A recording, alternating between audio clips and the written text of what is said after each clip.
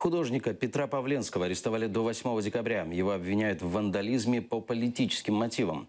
Журналистам Павленский заявил, его должны обвинить в терроризме, как и Олега Сенцова и Александра Кольченко.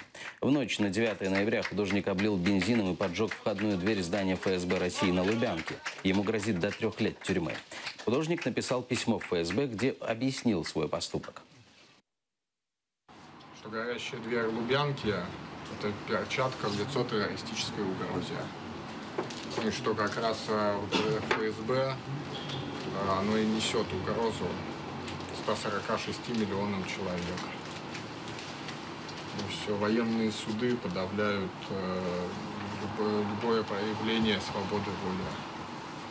Ну и нужно с этим как-то, наверное, бороться, потому что это подавление жизни, а жизнь не стоит того, чтобы начать за нее бороться.